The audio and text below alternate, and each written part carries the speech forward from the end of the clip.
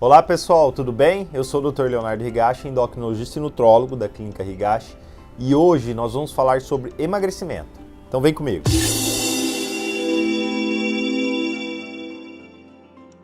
Uma das perguntas que mais recebo no meu dia a dia é: doutor, como faço para emagrecer? Eu tenho muita dificuldade, já tentei de tudo.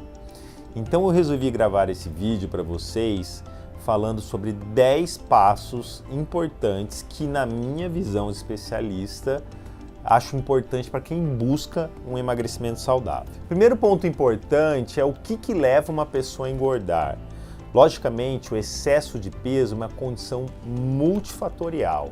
Eu já mostrei esse slide inúmeras vezes em palestras minhas e vídeos, mostrando que existe sim uma tendência genética de excesso de peso associado a inúmeros fatores que fazem a pessoa engordar, como falta de exercício, alimentação inadequada, distúrbio dos hormônios, existem fatores psicológicos, de flora intestinal e até mesmo de medicamentos. Então, o primeiro ponto que eu queria falar com vocês é a respeito sobre déficit calórico. Não há dúvida que o mais importante para emagrecer é a alimentação. Não importa qual dieta que você faça, o mais importante é você fazer um déficit de energia. Ou seja, se você gasta 2.000 calorias, não adianta você consumir 2.000 calorias. Você não vai sair do lugar. Você sempre tem que fazer um déficit energético. Independente da dieta, se a dieta ela for baixa em carboidrato, baixa em gordura, paleolítica, mediterrânea, porém os estudos já mostraram que numa mesma dieta, com a mesma caloria, uma dieta mais baixa em carboidrato é que melhor responde, como esse estudo mostrou, principalmente nos primeiros 6 meses de tratamento. Depois, a tendência a longo prazo é diminuir essa diferença entre as dietas convencionais, mas o importante, com certeza, é o déficit energético. E para eu saber, então, quanto de déficit energético uma pessoa precisa, o ideal é fazer uma avaliação, pelo menos de uma composição corporal, que pode ser feito através de um exame chamado de bioimpedância, e mais precisamente, para eu saber quanto de energia que a pessoa gasta, ela pode fazer um exame chamado de calorimetria, que é um exame que mede, através do consumo de oxigênio e o consumo do gás carbônico, quanto de energia e qual o metabolismo basal da pessoa, ou seja, quanto que ela gasta de energia. Lembrando que quanto maior o déficit calórico, maior é a perda de peso. Porém, também, quanto maior o déficit calórico, maior é a chance, a possibilidade de você também perder massa muscular, o que também acaba tendo uma influência no seu metabolismo.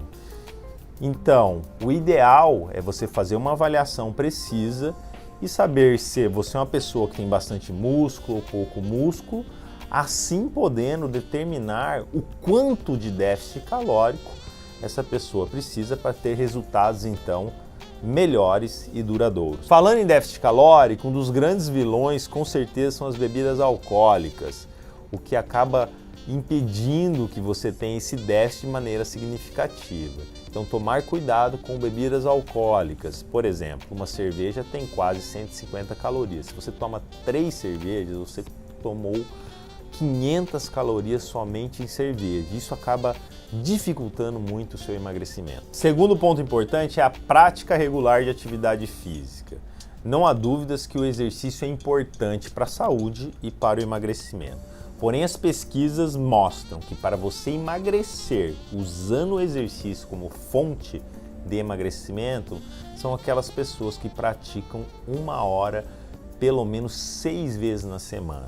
Agora, se você tem pouco tempo de realizar atividade física, vocês têm que aprender a treinar de maneira intensa, né? Os estudos mostram que um treino HIIT, que é o High Intense Interval Training, você consegue a mesma efetividade de emagrecimento que o treino moderado com 40% de tempo menor, que é uma saída para aquelas pessoas que não têm muito tempo para fazer atividade física e assim também obtendo bons resultados. Outra estratégia interessante para otimizar o exercício como forma de emagrecimento é praticar o exercício em jejum.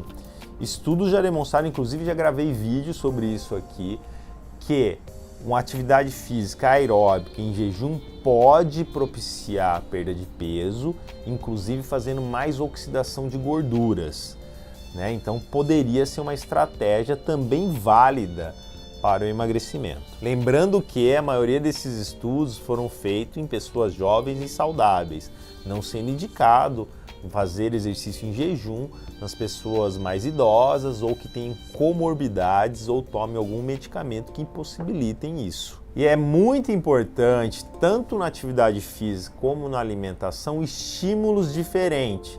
Lembrando que nosso corpo se adapta muito fácil a qualquer tipo de atividade física, a uma alimentação. Então, estímulos diferentes sempre vão gerar mais resultados. Terceiro ponto, vamos falar sobre equilíbrio hormonal. Não há dúvidas que os hormônios são fundamentais para o emagrecimento. A grande maioria das pessoas que estão acima do peso estão com uma coisa que a gente chama de resistência insulínica. Insulina é o hormônio que é liberado com a alimentação, principalmente carboidrato, que bota a glicose para dentro da célula. O problema é que uma vez que a pessoa engorda, principalmente na região abdominal, essa insulina começa a não trabalhar direito. E aí cada vez que ela come, ela tem que liberar mais insulina para botar a glicose para dentro da célula. E nós temos duas vias metabólicas de ação da insulina, uma da KT-PI3 quinase que bota a glicose dentro da célula, essa via fica resistente, e a via da MAP, que é uma via anabólica, que nunca fica resistente. Então, a resistência insulínica cada vez gera uma hiperativação da via anabólica, gerando mais acúmulo de células de gordura. E para o emagrecimento é importantíssimo tratar a resistência insulínica, seja diminuindo o estímulo alimentar da insulina, como por exemplo a redução do carboidrato, fazendo atividade física. Também o jejum intermitente pode ser uma estratégia interessante e até mesmo medicamentos quando bem indicado. Outros hormônios fundamentais para emagrecer são os esteroides sexuais. Eu já mostrei para vocês aqui que a menopausa faz acumular mais células de gordura, principalmente na região abdominal.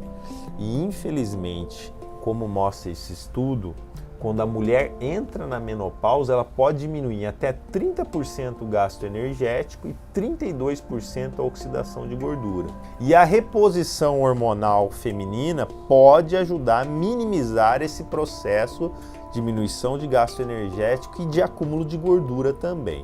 E nos homens, a mesma coisa, a deficiência de testosterona gera mais resistência insulínica, gera mais síndrome metabólica, e a própria resistência insulínica pode gerar deficiência de testosterona, gerando uma via de mão dupla de um ciclo vicioso da pior. E você fazer uma reposição também pode ajudar no processo de emagrecimento. Outro hormônio fundamental para emagrecimento são os hormônios tiroidianos. Estima-se que 30% de todo o seu metabolismo, todo o seu gasto energético seja dependente do hormônio tiroidiano. E pequenas alterações podem já ter uma influência no peso e no metabolismo. Então é fundamental que esse hormônio também esteja equilibrado. Quarto ponto importante é saúde intestinal. Já há alguns anos, estudos demonstram que a flora intestinal, a saúde intestinal está envolvida com o aumento de peso. O que acontece quando você tem um intestino que não está saudável? Você tem um aumento da permeabilidade intestinal e absorção de coisas indesejáveis, como por exemplo LPS, e isso vai gerar uma inflamação, resistência insulínica e maior acúmulo de célula de gordura, e também uma desregulação do apetite e da saciedade. Então, cuidar da saúde intestinal é fundamental para o emagrecimento.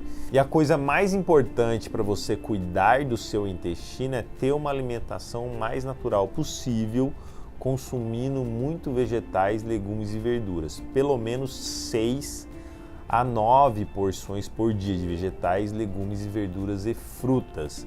Aliás, esta é a regra número 1 de uma alimentação saudável. Logicamente que existem suplementos que também podem te ajudar a ter um intestino mais saudável, que vai desde enzimas digestivas, probióticos, aminoácidos como a glutamina, mas nada disso vai adiantar se você não tiver uma alimentação saudável. Quinto ponto é sono de qualidade. Não há dúvidas que você ter um sono de qualidade ajuda tanto na sua saúde como também no emagrecimento. Estudos mostram que você ter menos de 6 horas de sono por dia faz você piorar a sensibilidade à insulina, aumentando a secreção de grelina, que é um hormônio que aumenta o apetite, diminuindo a sensibilidade à leptina, que é o hormônio que inibe o apetite, além de diminuir a capacidade de atividade física, fazendo uma diminuição do seu metabolismo e aumento do peso e aumento do risco de diabetes e doenças metabólicas. Eu recomendo que vocês tenham pelo menos 7 horas de sono por dia, de uma maneira sincronizada, ou seja, o sono tem que ser durante a noite e não durante o dia. Sexto ponto importante é jantar cedo e ter todos os dias de 12 até 14 horas de jejum. Eu já demonstrei para vocês no vídeo anterior que teve um estudo que comparou 2 grupos com a mesma dieta, com a mesma atividade física. A única diferença era o horário de jantar. Aqueles que jantavam cedo, por volta das 7 horas, em comparação com aqueles que jantavam tarde, por volta das 10h30, emagreciam mais, em torno de 30% a mais, com a mesma dieta e com a mesma recomendação de atividade física. Então, jantar cedo e, obviamente, não comer mais nada depois, respeitando aí um período de 12 horas de jejum. O ideal é 14, que teve estudos que já demonstraram isso, que colocou pessoas obesas com síndrome metabólica e diabetes em 14 horas de jejum, e teve um resultado interessante na perda de peso e na melhora dos parâmetros metabólicos. Aliás, já há algum tempo tem se mostrado que um ritmo biológico sincronizado é aquela pessoa que dorme cedo, janta cedo, come menos à noite, ou seja, menos do que 30% do valor calórico total, acorda cedo. Isso tem um ritmo biológico sincronizado com o dia e isso está associado à saúde. O inverso está associado a doenças metabólicas, inclusive obesidade. Sétimo ponto importante é controle da compulsão e do estresse. Muitas pessoas são viciadas em açúcar. Aliás, estudos já demonstraram que o açúcar pode ser mais viciante que a cocaína. Esse estudo comparou 5 parâmetros de vício e demonstrou que o açúcar empata em 3 parâmetros de vício com a cocaína e consegue ganhar em 2, ou seja, ela consegue ser mais viciante que uma droga, como por exemplo a cocaína. E muitas pessoas são compulsivas e viciadas em açúcar e precisam de ajuda para controlar esse vício. Essa ajuda pode ser desde medicamentosa, com suplemento, com terapia, com tratamentos específicos, porque é muito difícil uma pessoa conseguir emagrecer consumindo grandes quantidades de açúcar. Outra questão importante é o controle do estresse, que hoje em dia está muito frequente, que ele altera o eixo hipotálamo, hipófise adrenal, que faz também a busca por comfort foods, ou seja, alimentos que confortam, rico em carboidratos, que também podem prejudicar o emagrecimento. O oitavo ponto importante é a respeito das toxinas ambientais. Talvez seja o mais difícil de se botar em prática no dia a dia. Nós sabemos que tem várias substâncias tóxicas que estão no nosso dia a dia, como plásticos, conservantes, agrotóxicos, metais pesados, que fazem disrupção do seu sistema hormonal, ajudando ao acúmulo de células de gordura. E para você evitar isso, você tem que ter uma vida limpa, uma vida saudável, uma vida natural, com menos industrializados, comendo comida o mais natural possível e se preocupando com o uso desses cosméticos, desses plásticos, desses enlatados. Ou seja, não é uma tarefa muito fácil, mas eu recomendo que vocês comecem a prestar mais atenção nisso, porque isso, além de ser importante, não só por emagrecimento, é importante para a saúde. O nono ponto importante é de medicamentos.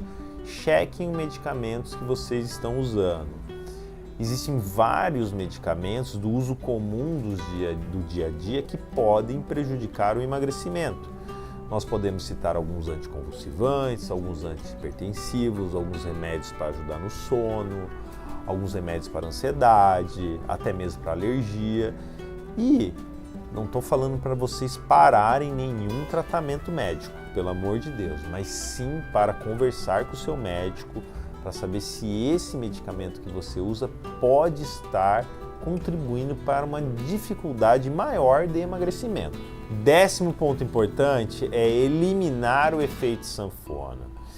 Estudos já demonstraram que toda vez que você emagrece, o seu metabolismo cai. Se você tem um emagrecimento importante, de mais de 10% do seu peso corporal, vai ter uma queda no metabolismo. Isso é um efeito fisiológico do seu corpo. E toda vez que você reengorda, esse metabolismo ele não volta ao patamar anterior, ele vai voltar um pouco abaixo, parece ser um mecanismo de proteção fisiológica do nosso corpo. Nós temos que lembrar que nossa genética é de sobrevivência. Nós somos os genes com maior capacidade de poupar energia numa eventual falta de comida. Ou seja, o nosso corpo não quer que você perca o seu estoque de gordura, que é a sua reserva numa eventual falta de energia. Então, se você vive no efeito sanfona, cada vez mais vai ficar mais difícil para você emagrecer, porque toda vez que você emagrece e volta a engordar, o seu metabolismo vai ficar pior. Então, daqui para frente, tente o máximo possível manter o peso. Mas estudos demonstram que essas alterações metabólicas que fazem você gastar menos energia, ou seja, baixando o seu metabolismo para engordar, e também essas alterações para você aumentar o consumo de energia, o que acontece quando você emagrece, vão persistir por em torno de 2 anos. Ou seja, depois desse período, se você conseguir manter o seu peso perdido por 2 anos, você vai ter mais facilidade para se manter no peso. Então é isso, pessoal. Os 10 passos que eu acho importante para você ter um emagrecimento saudável e sustentável é 1. Déficit calórico, independente da dieta que você fizer. 2. Atividade física, no mínimo 1 hora, 6 vezes na semana. 3. Cuide dos seus hormônios, né? Equilíbrio hormonal é fundamental. 4. Cuide do seu intestino comendo pelo menos 6 a 9 porções de vegetais, legumes e verduras. 5. Sono de qualidade. Ter pelo menos 7 horas de sono todos os dias e durante a noite. 6. O jantar cedo. Jantar cedo e tentar manter de 12 a 14 horas de jejum todos os dias. 7. Controle da compulsão alimentar e do estresse. 8. Tenha uma vida mais limpa, livre das toxinas, o mais natural possível, evitando os industrializados, enlatados, empacotados. 9. Cheque os medicamentos que pode ser que tenha algum que te prejudica. 10. Acabe de vez com o efeito sanfona, senão cada vez vai ficar mais difícil para o emagrecimento. Até a próxima e muito obrigado.